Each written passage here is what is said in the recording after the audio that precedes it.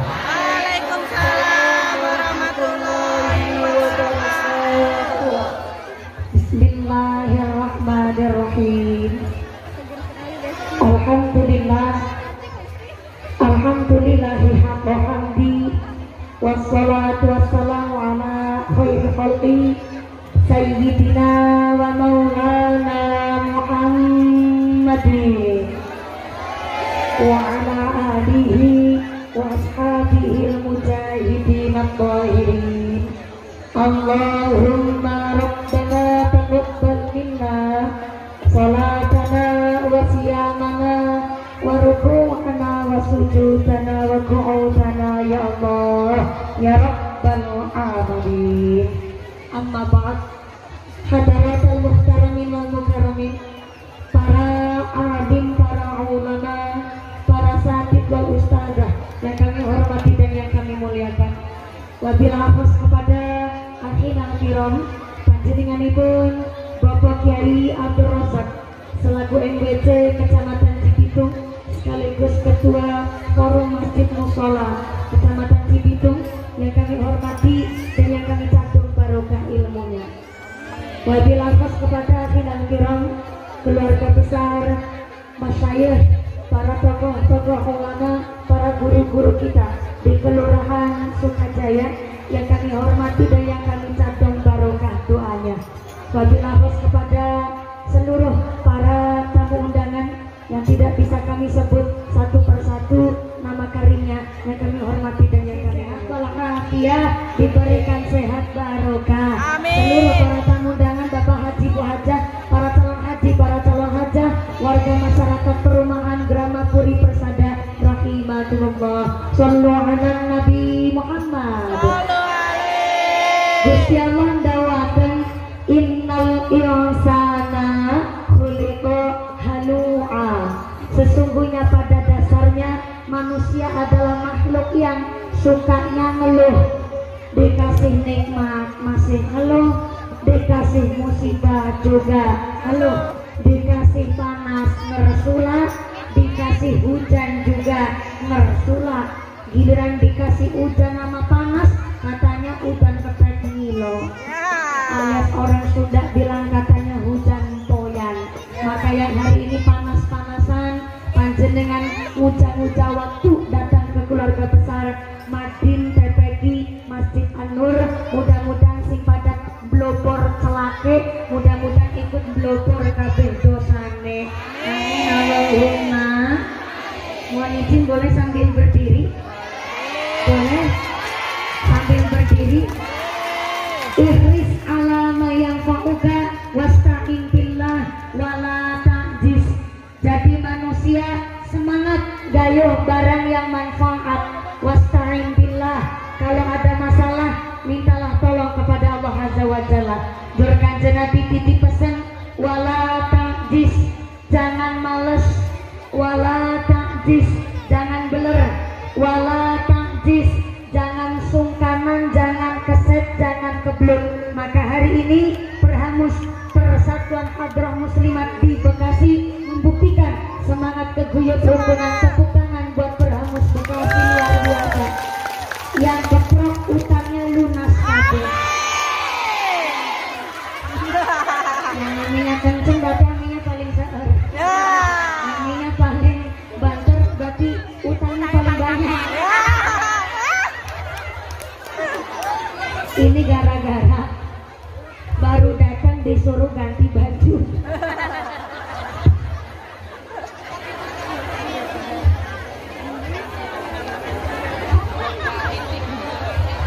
Maaf saja, maaf.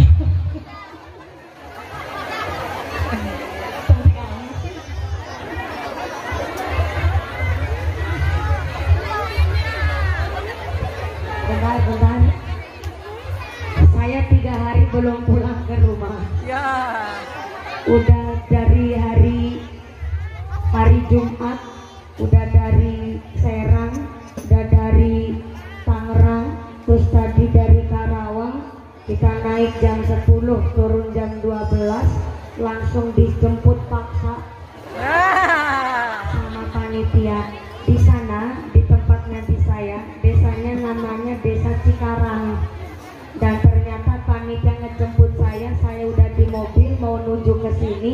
Panitia bilang, ini panitia dari Cikarang.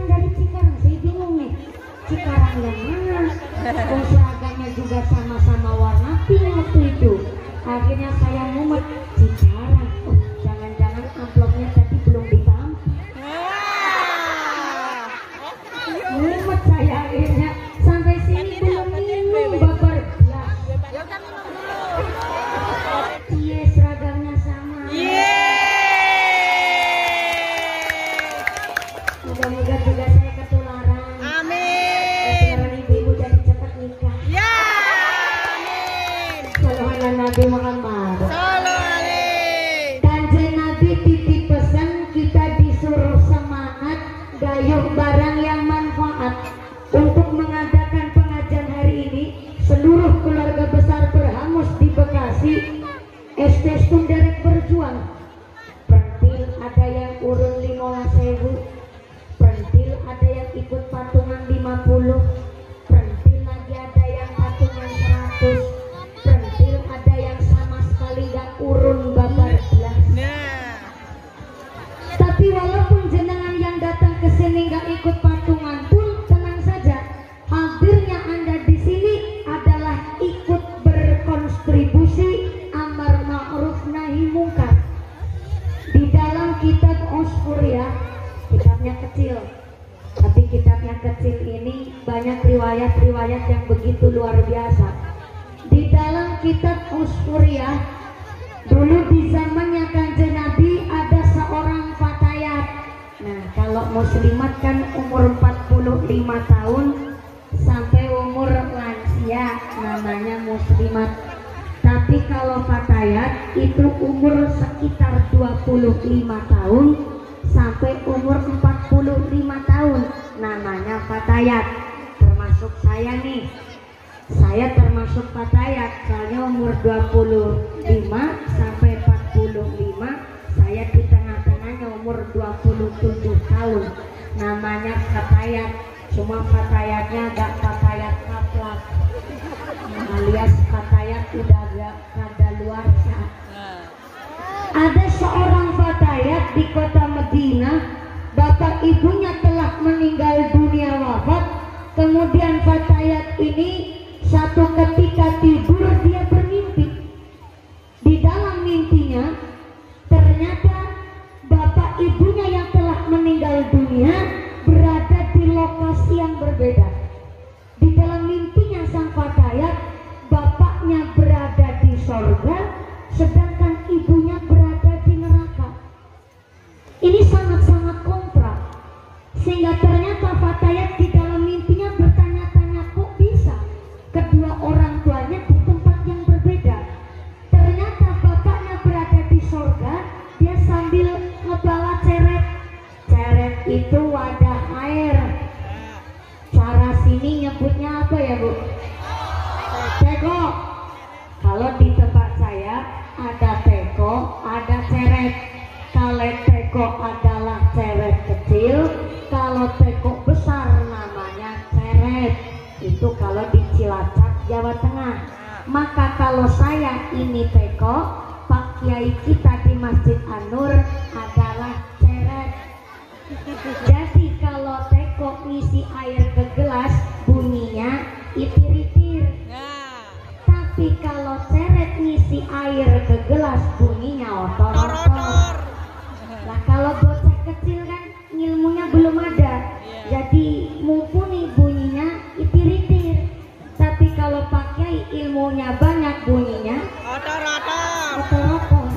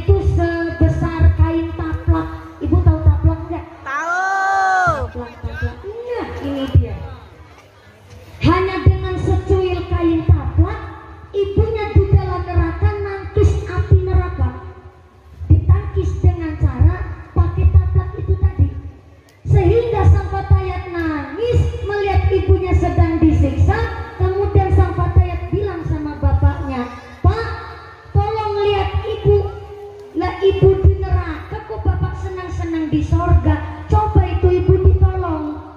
Ternyata sang ayah hanya tersenyum dan tidak menghiraukan dan tidak peduli dengan anaknya itu tadi. Padahal ibunya sedang disiksa di neraka. Yang akhirnya anaknya ini bingung. Sang Fatayat akhirnya kepingin nolong ibunya, sehingga karena bapaknya tidak mau nolong ibunya, sang Fatayat mikir, ini jangan-jangan bapak sama ibu saya dulu di dunia gak saling cinta. Orang bapak saya di sorga, ibu saya di neraka gak mau nolong. Akhirnya sang Fatayat langsung mau masuk ke dalam neraka, hendak menolong ibunya, tapi baru mau masuk, sang Fatayat ini kecipratan api neraka persis di tangan sebelah kanannya. Gara-gara kecipratan api neraka di dalam mimpi langsung kebangun. Baru kebangun ternyata tangan kanannya langsung sengkleh. What is a sengkleh? Kepleh. Padahal cuma mimpi dia. Mimpi mau nolong ibunya di neraka, malah kecipratan api neraka persis di tangan kanannya. Malah ternyata dia habis bangun dari mimpi, tangan kanannya kepleh. Dia langsung menuju ke rumahnya Kanjeng Nabi. Dia protes sama Kanjeng Nabi, ya Rasul, saya tadi mau tidur, saya ini udah berdoa, bantal udah saya bolak-balik, tapi ternyata saya mimpi begitu amat sangat mengerikan.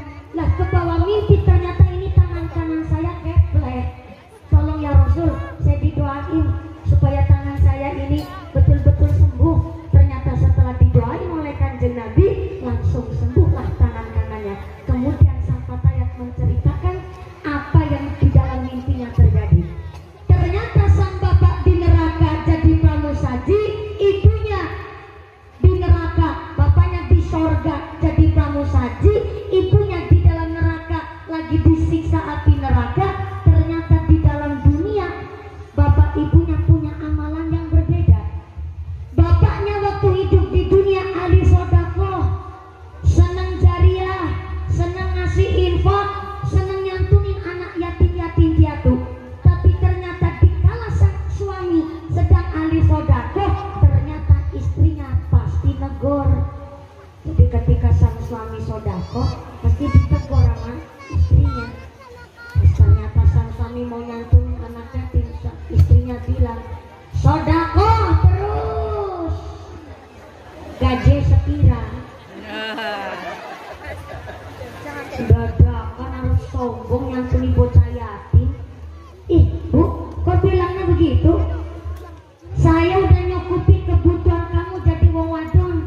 Di rumah gandum udah saya cukupin, anak udah pada disuruh sekolah, tak uragadin. What is uragadin? Saya modalin. Sampai-sampai gandum aja lebih, bumbu dapur juga lebih. Lah awakmu, saya sodako sama anak yatim kok malah negor. Kurang apa saya? Yang istri ngomong, lah kan saya perlu lipstick pak.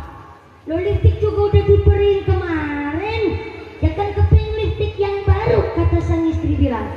Maka ternyata memang bagi suami yang yasir, seorang laki-laki kepala rumah tangga yang sugih, disebutnya yasir, sebelum sodakoh ke masjid, sebelum sodakoh ke anak yatim-yatim piatu, maka sodakoh suami yang terbaik adalah sodakoh kepada istrinya terlebih dahulu. Paling sederhana sodakoh suami terhadap istrinya, saban isuk ketika suami mau berangkat ke kantor Kuala Lumpur, istri udah disodakoin dulu tuh. Apa sodakonya? Ngecup kening istri 3 kali saben isuk. 3 kali. Makanya ibu, bagi suaminya yang yasir, suaminya sugih, ternyata wajib membelikan baju untuk istrinya setahun minimal 2 kali. Gak harus, bukan bentuknya duit, tapi harus bentuk baju. Itu bagi suami yang sugih. Bagi suami yang mampu, maka membelikan baju untuk istrinya 1 tahun minimal 2 2 kali. Tapi bagi seorang suami yang ternyata pas-pasan duitnya alias kurang mampu, maka minimal 1 tahun 1 kali. Walaupun udah dikasih nafkah, tetap namanya seorang istri diwajibkan dibelikan baju karena memang adalah untuk meningkatkan rasa romantis antara seorang suami dan seorang istri. Ibune kalau dikasih dan dibeliin baju kudu siap-siap. Apa tuh siap-siap? Siap-siap yang pertama nyanjung suami. Ih, makasih ya yang kemarin udah dibeliin, sekarang dibeliin lagi. Hari pertama mungkin kurang cocok bajunya, dikasih tahu dulu, papi, ini warnanya ternyata mencolok banget. Masa udah tua pakai baju warna merah-merah, bibir aja udah merah. Nanti kalau bajunya merah dikira saya tungau, saya tengguh. Jadi ini jangan yang merah pak, besok-besok bajunya warnanya yang soft aja. Dikasih tahu, karena ternyata suami yang membelikan baju untuk istrinya bukan hanya sekedar ngasih nafkah, ini meningkatkan rasa percaya diri bahkan romantisnya seorang suami istri. Maka ibunya kalau seorang bapak mau ngasih sodakoh itu kudu pengertian. Sabar isuk wis rajin, ayu, wangi, keleknya semprot minyak wangi, wadon bau minyak gas, androk telung rendeng gak dijemur, bapak pada protes. Maka ibu kalau keluar rumah ke Arab-Araban, kalau di dalam rumah ke barat-baratan. Suami pulang dari kantor ditawani dagangan. Ayang papi, papi mau ngerasain minum apa? Minum kopi apa minum susu? Apa susu? Wedang teh. Gimana ceritanya jadi susu? Tapi karena ibunya bilang susu, saya nurut aja. Mau minum kopi apa minum susu? Bapak ngejawab saiki. Kopinya dulu ya boleh. Susunya buat ntar malam. Susu kental manis Indomilk. Habis nawani dagangan minum, nawani daharan. Pak mau makan pakai lauk apa? Ini bu cuman masak lauk tahu sama pupu. Ibu tahu pupu enggak? Ya tahu. Tempenya buat ntar malam. Bapak pinter, punya masak sayur sama tahu sama pupu, bapaknya milihnya tempe. Tapi yang dimaksud bapaknya tempenya itu tempe kedelai segitiga. Garet. Bentar. Di sini ada tempe nggak bu? Ada. Tempe kedelainya kalau di Cilacap namanya tempe contong segitiga. Di sini tempenya segi berapa? Segi empat. Segi empat. Segi 4? Iya. Ya Allah. Tapi tempenya lebar-lebar. Iya. Lagi ngebahas tempe kedelai. Maksudnya si bapak masak pun jangan yang mengandung zat kimia mulu. Kadang-kadang ayam sayur kan banyak zat kimianya. Sekali-kali ngegoreng tempe. Dan maaf nih, kita zaman sekarang bu, musim aja udah nggak bisa diprediksi. Karena badan kita saja udah banyak zat kimianya. Sebenarnya kalau di Cilacap Jawa Tengah ada disebutnya nyala mangsa. Nyala mangsa itu bukan musimnya yang nyalahin kita, tapi kita yang telah nyalahin musim. Dulu zaman orang tua kita masih pada seger, masih pada babak alas di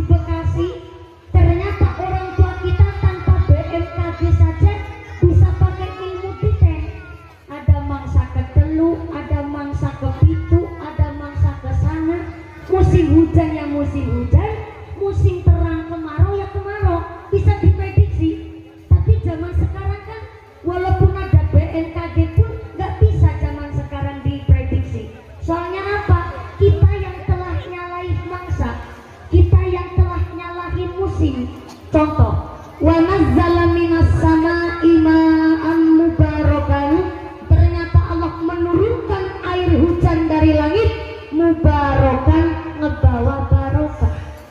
Hujan itu bawa Roka. bawa Roka. barokah. Lah tapi di Indonesia musim hujan saja, musim luar negeri saja udah baik. Bekasi banjir, ada banjir bandang, ada banjir rob, ada tanah bergerak, ada tanah longsor. Masa hujannya sekarang bukan gawa barokah, tapi kenapa timbul ada musibah? Bukan musimnya yang nyalai kita, ternyata kita yang telah nyalai musim. Dengan maksud apa? Doharul fasadu fil bari wal bahri bima kasabat. What is a gentur tapa? Seneng rialdo, seneng tirakat, seneng rialat bahasanya saya. Karena orang tua itu harus ada parenting buat anak. Contoh begini, Bu, sampai belakang sana. Assalamualaikum. Waalaikumsalam. Masya Allah, dupulnya yang datang banyak banget. Bawa pohon mangga. Assalamualaikum. Waalaikumsalam. Karim, ini ngajinya persis kayak lagi piknik tamasya. Di bawah pohon mangga, duduknya praktis, bokong yang lain praksi kilatis. Ya. Ikhlas ya Bu ya. Kelas. Sebelah kiri sama. Assalamualaikum. Sampai belakang pojok. Halo. Iya masih sadar? Alhamdulillah. Kebagian snack enggak? Enggak.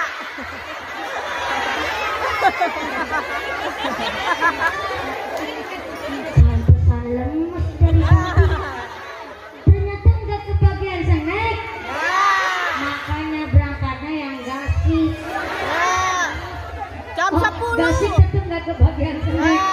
Ya maaf Bu, saya makilin Pramus, mohon maaf.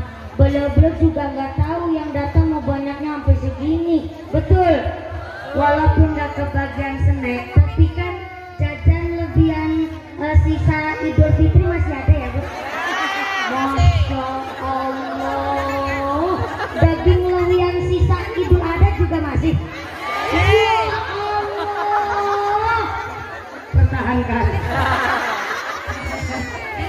Di dalam Sarah Riyadus Shalihin dijelaskan, barang siapa meja rumahnya nggak pernah kosong, minimal ada 2 toples isi jajan yang enak, tapi diniatkan kanggo nyuguh tamu, buat nyuguh tamu, jangan buat ngemil dewek. Diniatkan setiap saat mejanya itu ada toplesnya. Ini bukan saya yang nyuruh, ini di Sarah Riyadus Shalihin. Jadi meja harus ada toplesnya tiap saat, tapi jajannya yang enak. Soalnya diniatkan buat nyuguh tamu.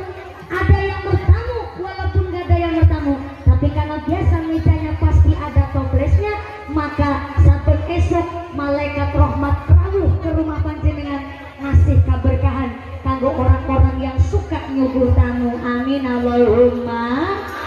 Maka di bulan Rabiul Tsani ini tetap meja rumahnya pada diisi top, tapi aja toples toples yang ada isinya. Justru jajannya yang enak, orang malaikat rahmat yang mau dateng cuma ada toplesnya isinya rengginang memes. Kasihan malaikatnya makan jajan alot, disuguhkan toplesnya isi jajan yang enak, maka sabun esok malaikat rahmat insyaallah rawuh ke rumah panjenengan, parika berkah buat kita semua. Allahumma Allahumma. Berhubung gak pada kebagian snack nih, kira-kira ngajinya sama mumpunya sama Pramus rampung selesai jam berapa? 5 sore. Ya Allah, saya naik jam 2:30, turunnya jam 5 sore, berarti ngajinya 2,5 jam. Ya Allah, itu mudah apa ngontrak? Lama bener sampai 2,5 jam. Mohon izin Pak Lurah, Pak Lurah Sukajaya datang nggak? Oh nggak datang. Kiai ngapun Sukajaya ada nggak mau balik sama sampai 2 jam setengah? Ada? Ada. Betulan tuh? Ada. Ulangi.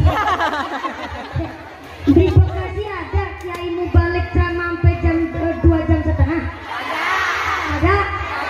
Siapa? Inyong. Ya. Ya mudah-mudahan sampai pun acara gak ada halangan satu apa minallahumma.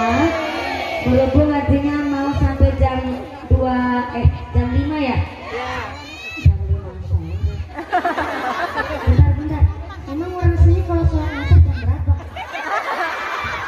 Setengah 6. Ya. Allah. Baru ketahuan nih modelnya orang Sukajaya. Kalau duhur ke ngasar ke maghriban. Nah. Mudah-mudahan sampai pun acara tidak ada halangan satu apa Allahumma. Amin. Mohon izin, ini ngajinya sampai jam 5 sore. Ya. Ini ada titipan amanah dari panitia. Monetasnya ya Bu ya. Ini amanah dari panitia. Mumpuni. Mesra cinta. Mumpuni ada kabar baik dan kabar buruk. Waduh. Kabar baiknya pengajian hari ini disambung oleh seluruh keluarga besar Persatuan Hadroh Bekasi, Muslimat Bekasi, dan oleh keluarga besar warga masyarakat perumahan Gramapuri Persada. tulisannya nggak jelas. Ya.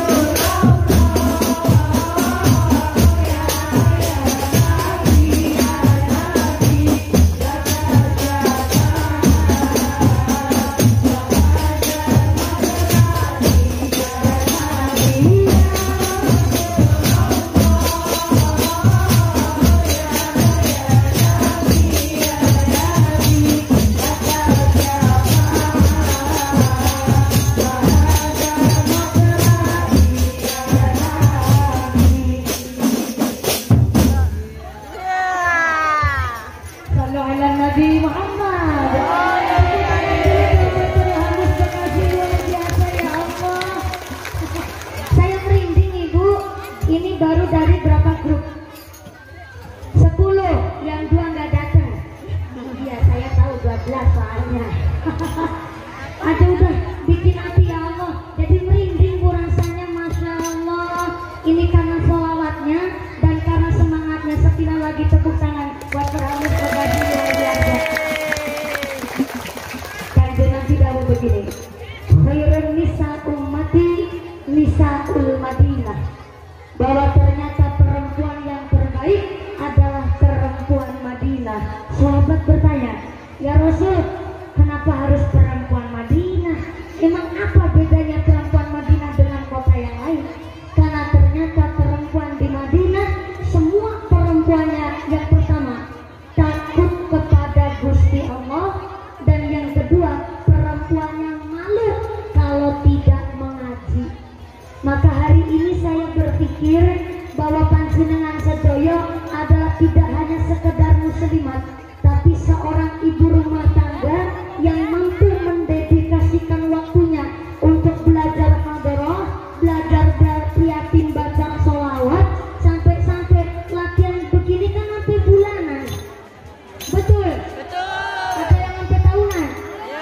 Saya kasih tahu yang namanya belajar hadroh kecil gampang, belajar hadroh mah kecil, tapi istiqomahnya itu yang susah. Betul? Betul. Ketimbang ibu-ibu rumah tangga malah ngegosip ngerumpi, mendingan ngabui hadroh biar tambah sholawat, tambah mahabbah, moga-moga tambah syafaat. Amin. Amin Allahumma. Sebelum lanjut, saya mau izin pengatur sound system, agak berat suaranya soalnya. Boleh nggak kalau suara ehonya dihilangkan? Ya, jangan pakai eho. Nah, begini baiklah. Ehonya dihilangin, Ya. efeknya juga dihilangin. Jangan ada eho di antara kita. Ya. Jangan pakai efek, apalagi efek samping. Ya. Berat Ngantuk. banget nih ngomong dari tadi. Kalau begini malah jelas asli suaranya mumpuni. Betul. Betul? Betul. Leres? Terus. Dari sebelah kanan sana jelas nggak Bu? Jelas. Alhamdulillah. Sebelah kiri di Serambi Masjid Anwar jelas? Terima kasih Pak pengatur sound system. Mudah-mudahan sound systemnya tambah laris, Amin. rezekinya murah, berkah, barokah. Amin. Amin Allahumma. Amin. Ini akhir ngajinya sampai jam 5 sore. Ya. Ibunya kuat. Kuat. Sampai jam 5 sore kuat. Kuat. Bapaknya sanggup. Sanggup. Bapak sanggup, ibu kuat, saya nggak ikutan. Ya. Nafsi kalau begitu ceritanya. Mudah-mudahan sampai pun acara gawa maslahat barokah. Amin. Amin Allahumma. Amin. Kenapa saya contohkan dengan hadis Nabi bahwa perempuan terbaik adalah perempuan Madinah?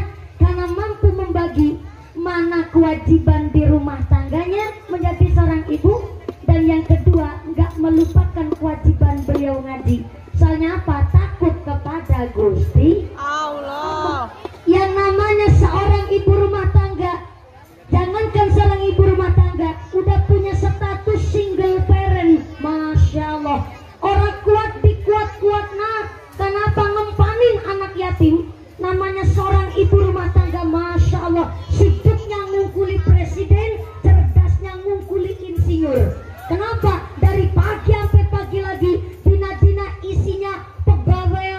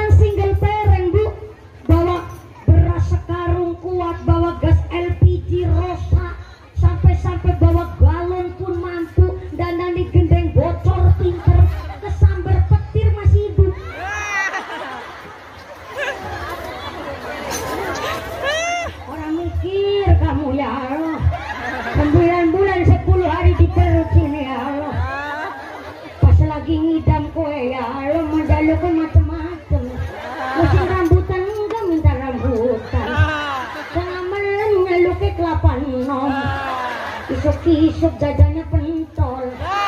Orang lahir modelnya kayak kamu ya. Ini bulannya bulan tua. Tidur miring nggak kepenak. Tengkurap nggak jadi. Yang gerong hamil tidur ambil tengkurap. Kasihnya kudu dibolongin dulu. Ya Allah, emang kamu mikir tekan sama. Apalagi waktu lagi ngelahirin kamu taruhannya nyawa. Keringet air mata nyampur jadi satu. Malah bapakmu ngone takon, keluar apa durung? Keluar durung. Kene gone ngeden sekuat tenaga. Tanya cuma keluar apa durung. Kamu keluarnya susah. Gara-gara ndasnya kegeden.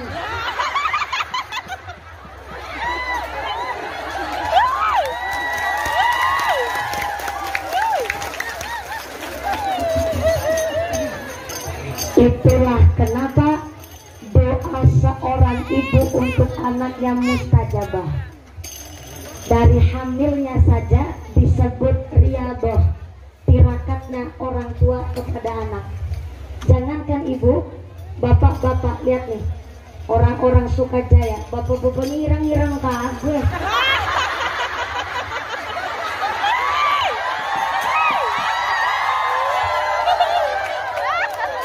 Banser-bansernya. Maaf, ini bukan body shaming. Justru hitam kulit bapak-bapak Sukajaya kelak di akhirat buat saksi bersihnya rezeki orang-orang Sukajaya. Amin. Gimana? Oh ya, alhamdulillah luar biasa. Ini ternyata katanya bapak-bapak hitam kulitnya adalah sebagai saksi dina-dina kerja cari nafkah. Sirah kanggo sikil-sikil kanggo sirah memek gegeradus keringet banting tulang setengah mati. Maka doa seorang bapak untuk anaknya karomah alias keramat. Doanya bapak untuk anak itu keramat. Maka saya bertanya Bu, kalau kita orang tua doanya mustajabah untuk anak, maaf, pernahkah ibu tukaran itu apa ya, pasnya bahasa Sunda, berantem tempat saya tukaran itu belum mesti adu fisik. Kalau berantem gelut kan jelas adu fisik. Nah, cekcok bagus bener bahasa orang Bekasi, cekcok. Lagi ngecek mic aja, cek. Oh, di sini nyebutnya cekcok. Ya, berantem. Marahan apa ya? Ya. Marahan. Ya. Iya.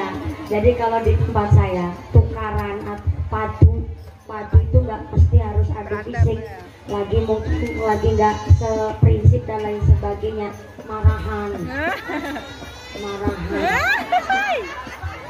Saya tanya, Bu, ibu pernah marahan sama anak nggak?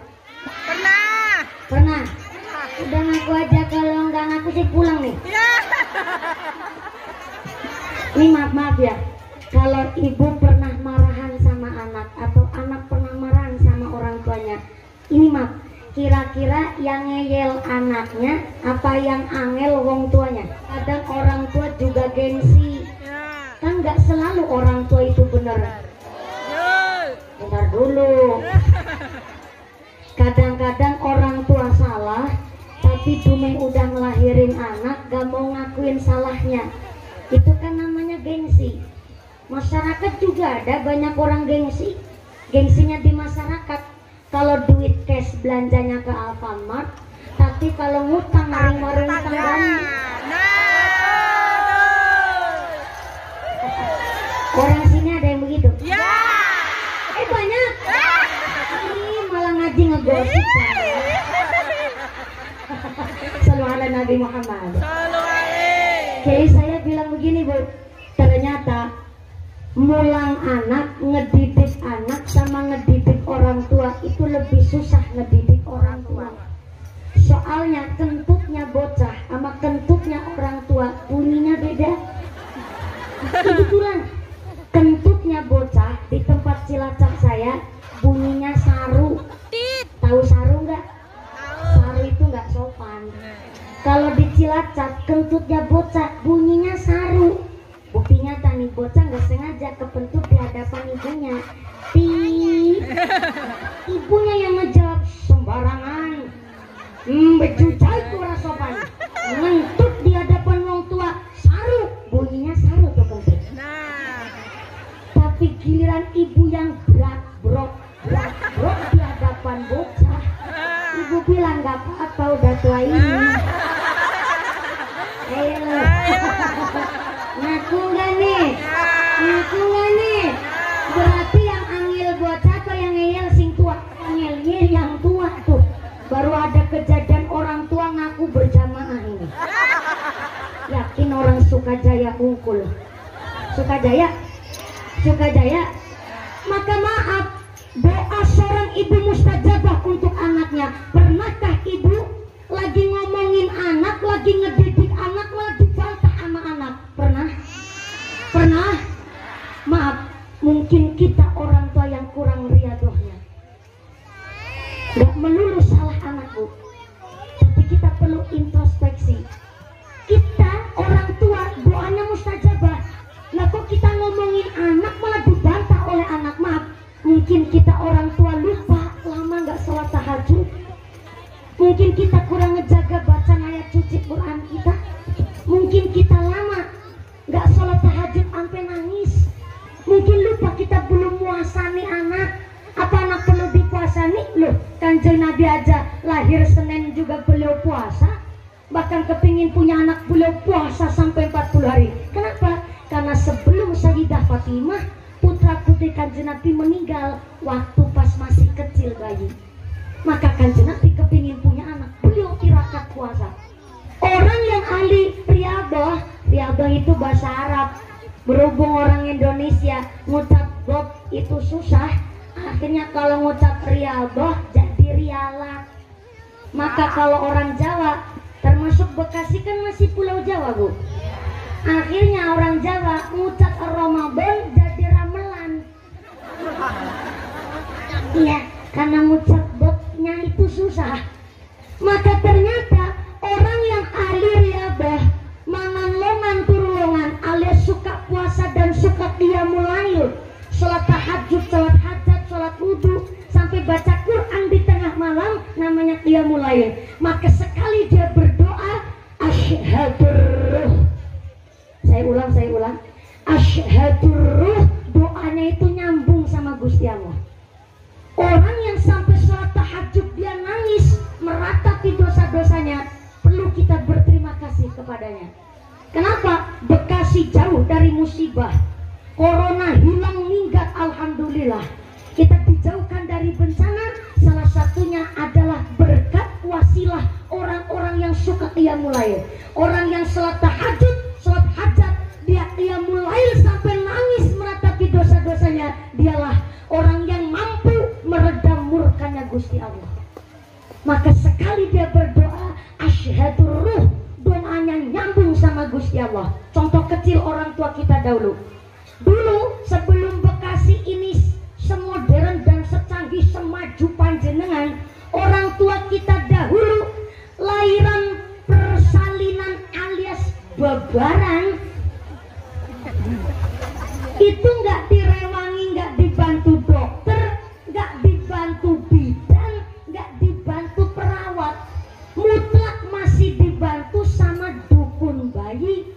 Zaman dulu pas saya belum lahir, Bu, panjenengan juga mungkin belum ada. Di Bekasi mungkin pun masih ada dukun bayi zaman orang tua kita dahulu, membantu orang persalinan, nggak dibantu sama dokter, nggak dibantu sama perawat. Tapi kenapa walaupun nggak ada rumah sakit, nggak ada puskesmas, cuman dibantu dukun bayi, orang dulu persalinan pada normal, nggak ada yang